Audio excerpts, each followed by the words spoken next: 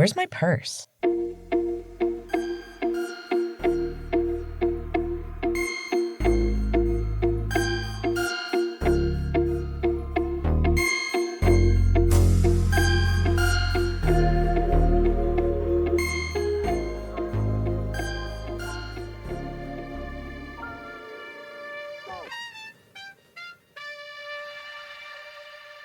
Welcome to the chaos, lovelies.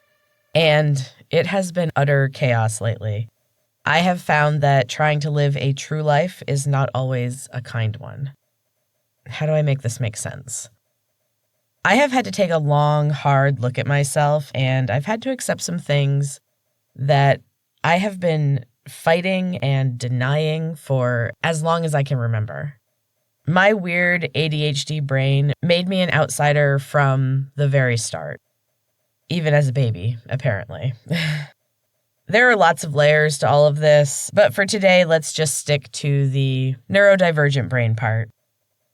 So, story time. This one is embarrassing, but let's get honest. There's nothing pretty about mental health struggles, and I hope that by admitting to some of my own mess, you might feel better about your own. And honestly, I am done giving a shit what anyone thinks of me. I have never been able to gain their acceptance, and I know I never will. And trying to fit in with the norm has brought me nothing but pain. So, one of my least favorite things that has kind of sprung up in the last 5 years or so is something that I have started calling my big reactions. I've called it much worse things, but I've kind of decided to take away the negativity and just call it what it is. Because it doesn't have to be a negative thing, but it is a big reaction. And it does feel negative at the time, let me tell you. It is a devastating, uncontrollable thing that I find just absolutely humiliating. But I have discovered something about my big reactions lately. But first, what is a big reaction? So certain jobs I've had in the past have just felt terrible, like physically felt bad, ill-fitting just right from the start. And I have ignored my intuition a ton of times, but if I'm honest, I know when something isn't right, like almost immediately. I know when it's just never going to fit. I'm super familiar with that feeling. I just need to start paying more attention. So the most recent one happened at the beginning of this week. I was supposed to go to work. I didn't make it. When things feel uncomfortable and ill-fitting, I feel sick before I have to go into work. Sometimes for days beforehand. And this new job was making me super uncomfortable. I had a very strong and constant physical reaction to the stress for the entire month that I worked at this place. I almost bailed early on, and in hindsight, I should have. I think I've talked about it a little bit before. I was convinced that I would quit when I recorded that last episode. I was hopeful and very naive. I am an overly trusting soul. Am I autistic? I don't know. I'm working to get a definite answer to that one, but all signs point to yes. I can't tell you how many people have told me that they know better and that I could not possibly be autistic. First of all, I don't consider a diagnosis a death sentence. I do not have any sort of phobia of being strange or different. I've always embraced my weirdness and I wear it with pride. I would just like to have a name for it. Secondly, it really irritates me to hear the tone of voice when people are trying to comfort me, I guess. They somehow think that denying my experience and denying what I am saying I feel is somehow going to make me feel better. And I don't understand how that works. I don't understand a lot of things, but that one really doesn't seem to make any sense. So that was a little tangent. Let's just say, don't be a small-minded jerk. Let's think before we speak. Just as like a general rule for most people, I think that would be good. So back to my horrible story. I am trusting. And I bought into some of the lies and believed the unbelievable for a little bit. That changed quickly, and I should have left then. The problem was, I really liked my coworkers. They were super nice and supportive, and they really wanted me to stay because they had been working 6 days a week since January.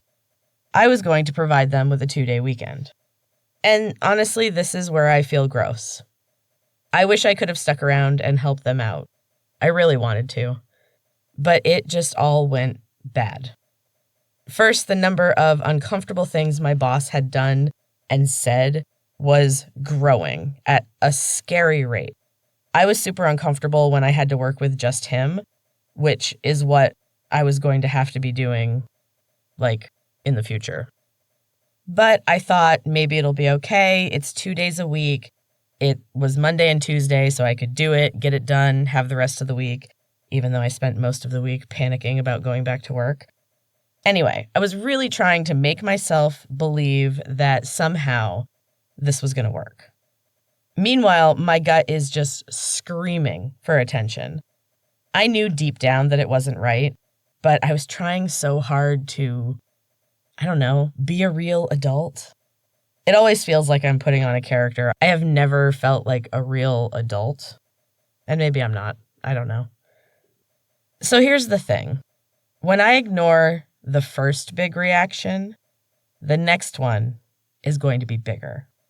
Now, I am not the type of person that's going to yell at anybody else. I am just going to bail at a super inopportune time. And that is what happened this time, and why I feel gross. My coworker had something come up, and I was facing the idea of having to work every day with this man who had been screaming at people over the phone and trying to buy ivermectin. This was just like the last 2 days that I had worked with him. It was too much. Even removing all the nutty stuff that he believes and I don't agree with, I still just don't understand how a grown adult thinks it's okay to scream at someone. And I'd heard more than enough. So Monday comes and I know that I can't do it. I know it's going to be bad. And I have a massive panic attack before leaving the house. I could not stop crying.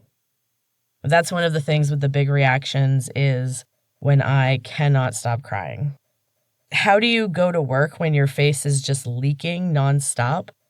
It's gross and I hate it. But I haven't managed to heal that part yet. I just have to accept that I'm just not there.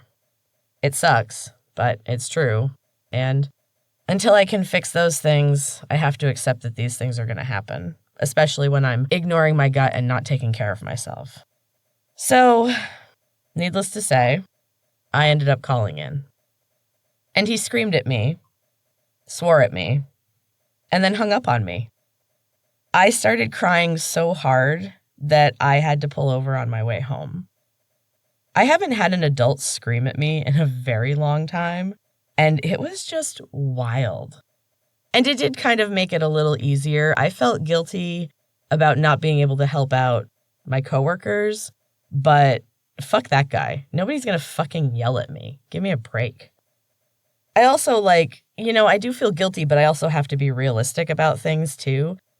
I have to accept that to others, I'm an asshole who fucked them over.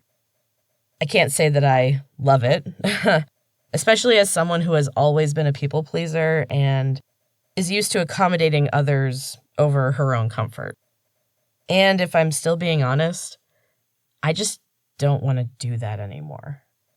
And it's not my fault that they have chosen to work 6 days a week for, 9 months. I don't know. It doesn't feel great, but I want to accommodate myself for the first time ever, honestly. I have finally accepted that I actually need accommodations and that it's okay to need accommodations.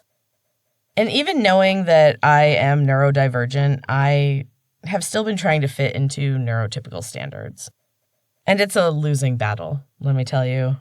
It only recently dawned on me just how stupid and self-punishing this is. I'm just setting myself up to fail every single time. And you know what? Fuck that. As I mentioned before, I am working on getting a diagnosis. I have an ADHD and autism assessment soon.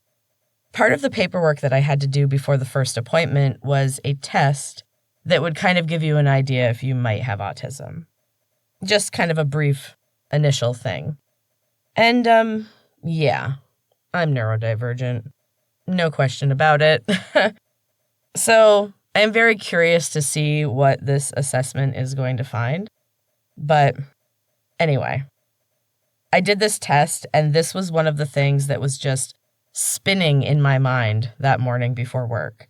During my panic attack, the same thing just kept repeating over and over. How much longer am I going to keep trying to fit a round peg into a square hole? I'm just never going to fit. And honestly, I don't really want to. And I also can't help what other people choose to accept.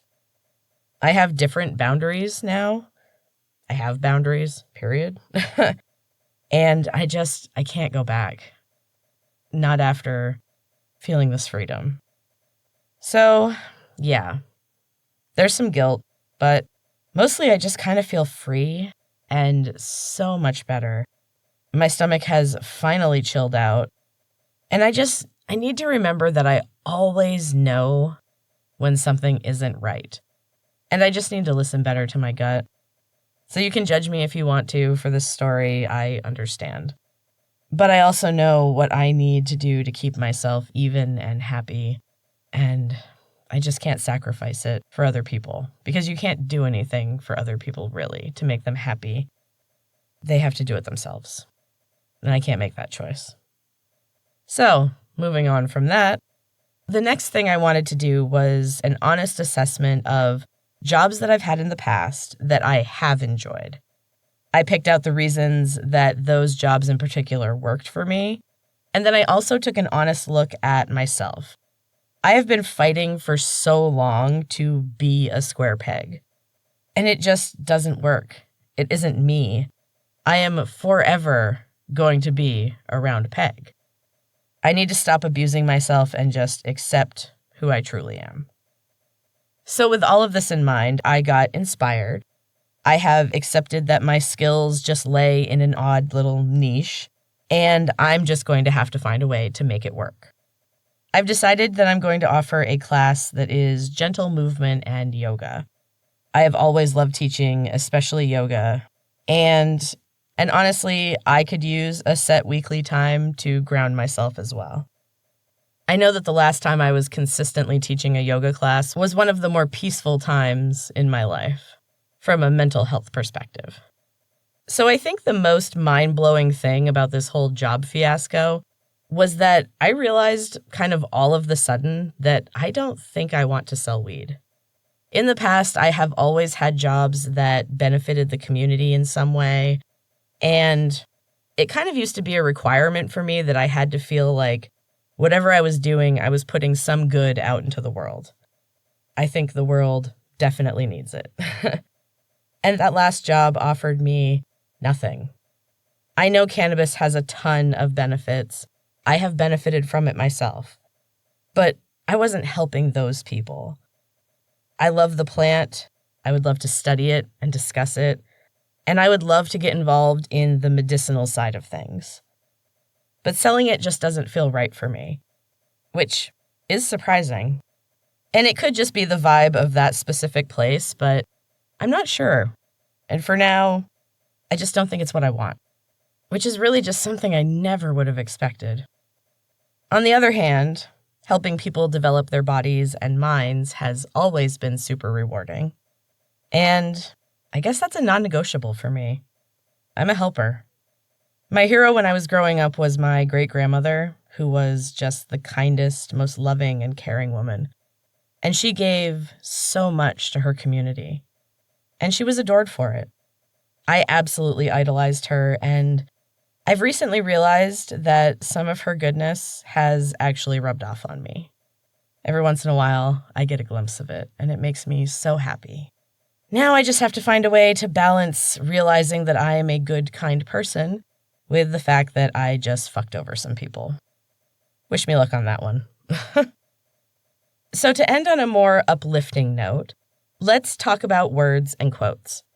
Now, I am a huge word nerd. I have another podcast. It's called M's Books and Cats Podcast, where I talk about books, cats, writing, anything word related, really, including quotes. I'm going to share one with you today that I recently shared on the Books and Cats podcast as well, because it's just the vibe right now. It's from Anne of Green Gables, and the quote is, "I'm so glad I live in a world where there are Octobers."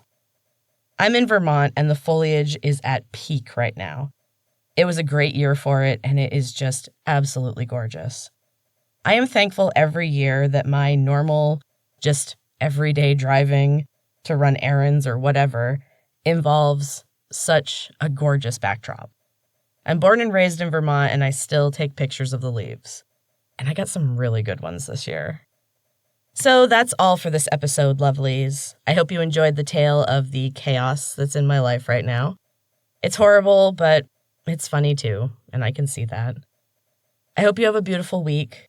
I hope you pause to take in the beauty around you. I hope you accept the truth of the real and beautiful you. And of course, I hope you find your purse.